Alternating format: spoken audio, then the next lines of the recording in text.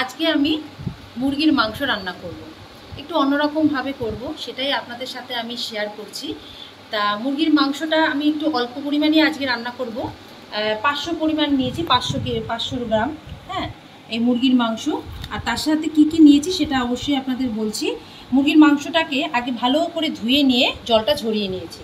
আর নিয়েছি সর্ষের তেল, আর পেঁয়াজ বাটা, টমেটো বাটা, আদা রসুন বাটা, কাঁচা লঙ্কা বাটা, নিয়েছি কয়েক টুকরো লেবু, নুন অবশ্যই লাগবে, আর কিছু গুঁড়ো মশলা, তার মধ্যে কাশ্মীরি গুঁড়ো মশলা, হলুদ গুঁড়ো, জিরে গুঁড়ো, ধনের গুঁড়ো। এবার কীভাবে রান্না করছি সেটা একটু আপনাদের শেয়ার করছি, দেখাচ্ছি। একটা কাচের বাটি নিয়ে নিয়েছি, বড় বাটি। এর মধ্যে আমি এই প্রথমে মাংসটা ঢেলে দিলাম।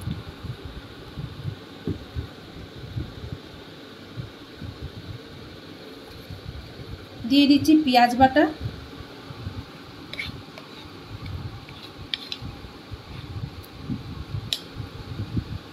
যেহেতু মাংসের পরিমাণটা কম তাই জন্য পেঁয়াজ সব কিছু আমি আন্দাজ মতো দেব, পুরোটা দেব না। টমেটো বাটা,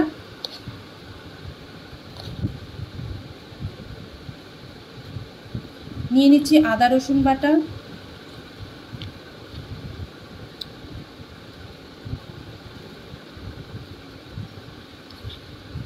কাঁচা লঙ্কা বাটা, যে যা স্বাদ মতো ঝাল অনুযায়ী দেবেন। এবার দিচ্ছি পরিমাণ মতো লবণ।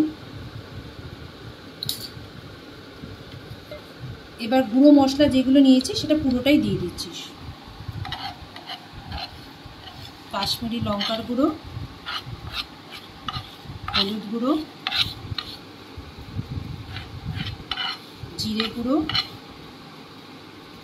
আর দিয়ে দিলাম ধনে গুঁড়ো।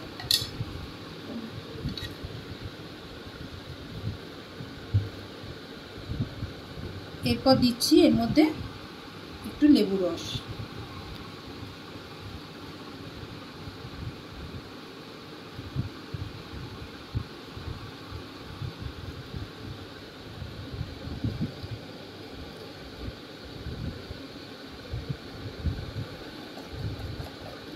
এবার দিয়ে দিচ্ছি সর্ষের তেল।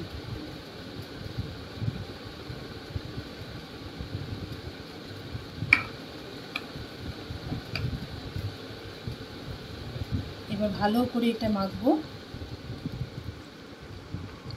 সব মশলা দিয়ে, মাংসের সাথে সব মশলা দিয়ে ভালো করে হাত দিয়ে এরকমভাবে মেখে নিতে হবে, যাতে সব মশলাগুলো মাংসের ভেতর ঢোকে। মাখা যেই হয়ে যাবে তারপরে আমি এই বাটি সমেত এই মাংস আমি 30 থেকে 40 মিনিট রেখে দেবো, যাতে এটা ভালো মতো মশলাগুলো ভেতরে ঢোকে। তারপর আমি ফিরে আসছি।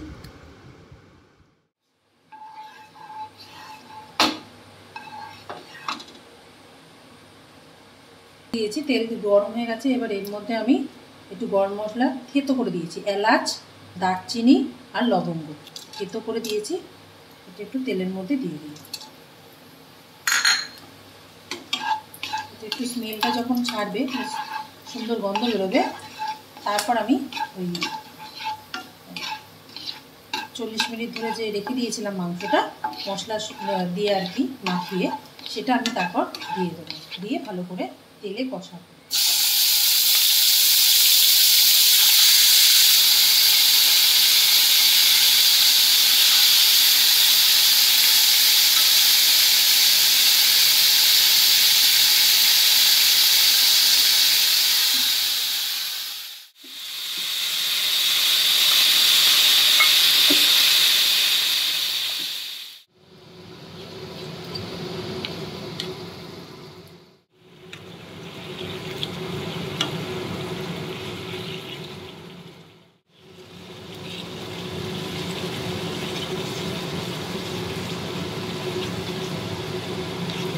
রাইসে চিকেন কারি অল্প একটু দিচ্ছি।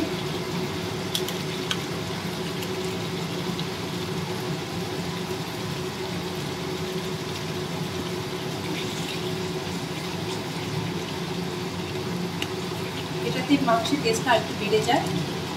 তাই জন্য ওটা আপনারা দিতেও পারেন, নাও দিতে পারেন। এটাকে কষিয়ে নেবো, মাংসটাকে কষিয়ে নেবো। ঢাকা দিয়ে দিলাম।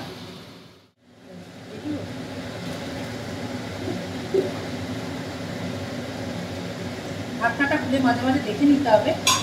আর টেস্টের ব্যালেন্সের জন্য আমি অল্প একটু চিনি দিয়ে দিচ্ছি। ব্যাস,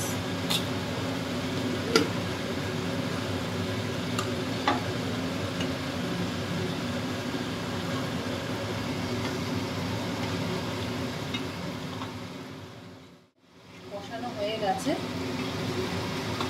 তেলটা দেখুন ছেড়ে দিয়েছে, কষানো হয়েই গেছে। মাংসের মধ্যে মশলা মাখিয়ে মানে রেখে দিয়ে করলে খারাপ হয় না, ভালোই হয়।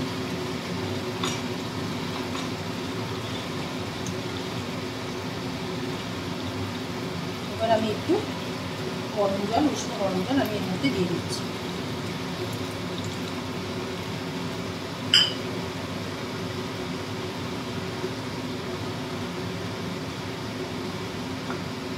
এবার এটা ঢেকে দেবো, সিদ্ধ হলে তারপর আমি মাংসটা সিদ্ধ হয়ে গেলে তারপর নামি।